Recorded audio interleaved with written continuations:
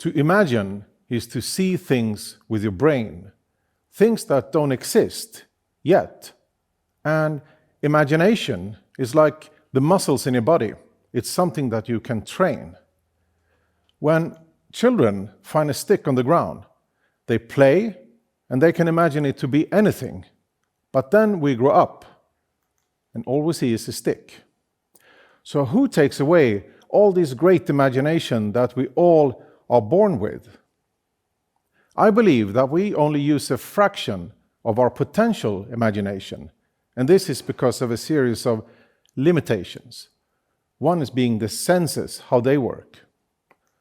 Our brain is a lump of fat that is trapped in complete silence and darkness, trying to make sense of whatever input it gets. We are born, we look at mom and dad and friends and colleagues and celebrities, and we create ourselves and build our inner world. Sometimes we are presented with something that doesn't make sense, and we feel confused. That is very good for us. That's how we learn. I'm an artist, and I think the most important thing that art can do is to make us confused.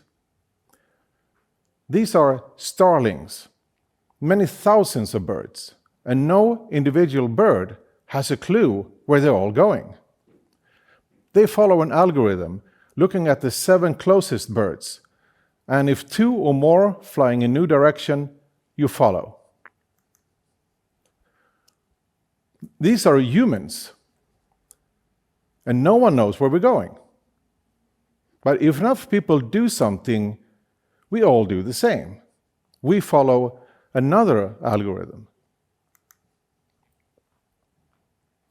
We are medium-sized organisms, somewhere in between insects and whales, in between atoms and galaxies, and it's very difficult for us to understand very small or very large distances in space and in time. When the old human looked at the horizon in all directions, and the stars somehow seemed to be stuck to some sort of dome in the sky, and then the world had to look something like this. But in order to see things from a place where you're not yet, that takes a lot of imagination.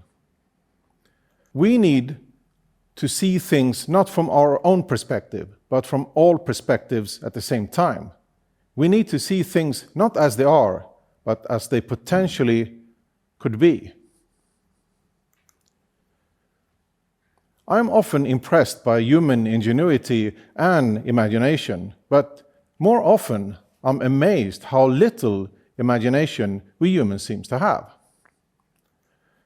The house to the right was built in Stockholm maybe 10 years ago, and the one to the left is a residential building from ancient Rome that is 2,000 years old. I'm not an architect, but hey, is this the best we can imagine? A school a few hundred years ago and the school of today, the way that we teach our children, is that the best way we can imagine?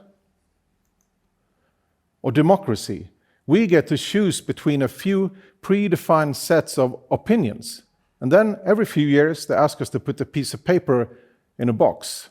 The Greek invented that 2,500 years ago. I don't know. Or the objects around us. Many of them are designed exactly as they were designed by the first human civilizations. This was the structure of power in ancient Egypt, like 4,000 years ago. This was the structure of their armies, and it's the structure of modern armies and of modern companies.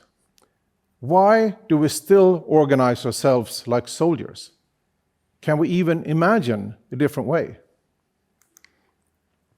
So, you start a job full of enthusiasm and new ideas how things could be improved and changed, but your colleague says, no, it's not a job down here.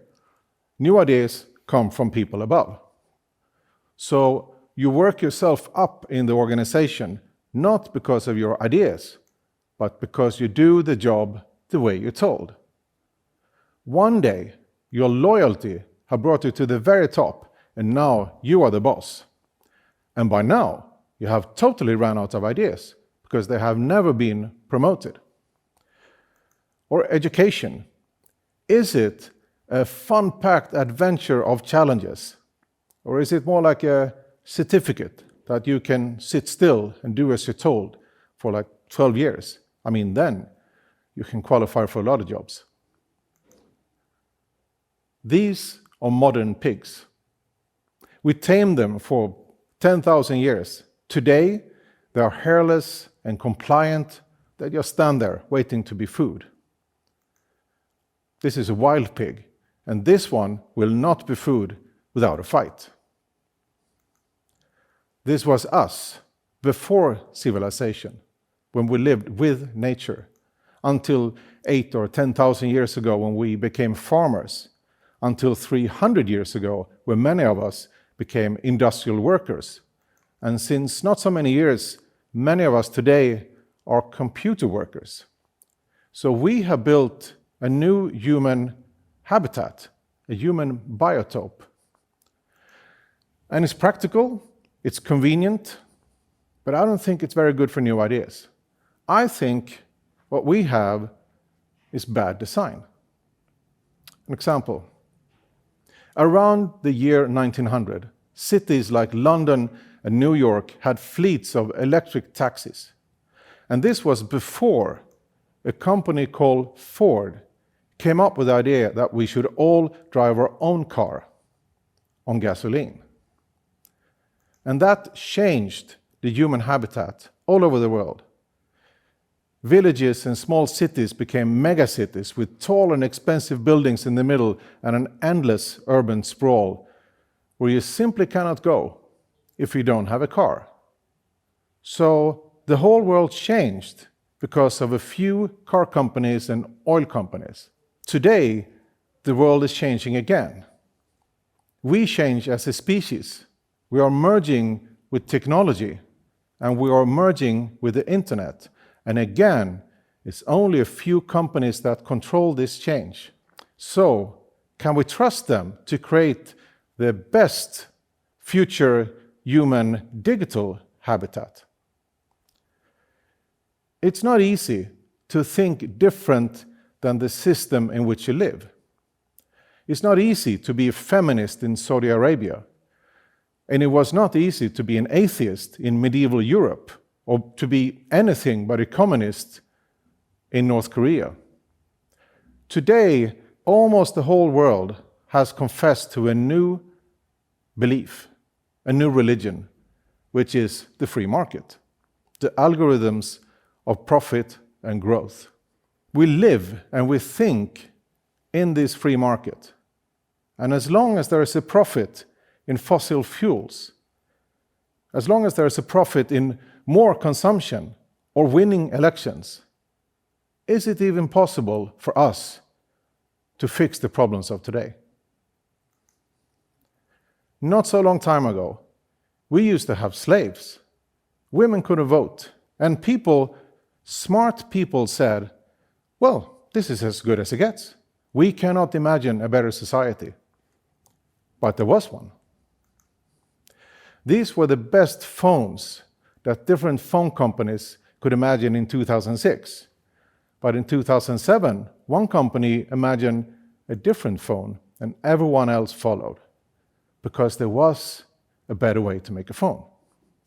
There is a better way to make everything. Then I mean everything. But in order to do that, first you have to imagine it, and then we have a problem. So, with these ideas, I started Rumtiden Idea Lab. It's a very special co-work space in Stockholm. It's some sort of laboratory where we explore how new ideas are born and if we can improve that process. So we create innovation games and strategic board games that are designed so we can train our idea-making skills and our non-linear thinking. We work with metric time, 10 hours, instead of the old Babylonian system that we used for thousands of years. We block human senses and replace them with non-human supersenses. And we made robots with built-in disabilities. We work with different clients that are interested in new ideas and perspectives, or we work for ourselves to create new things that we believe should exist. The space in itself is designed like Minecraft or Lego, so we can rebuild and remix and also rethink what is an office, what is a workshop, what is a gallery, what is a laboratory. It's a space for ideas. So when I say that the things we have, that is bad design, and that is built on old ideas from ancient dictatorships and armies, I'm not being pessimistic. What I'm saying is that everything is just a poor version of what it potentially could be, including ourselves. Imagination is our potential superpower. We have just forgot how to use it. But it's not too late if we start training. So, look at all the things around you and ask yourself, is this really the best we can imagine? Thank you.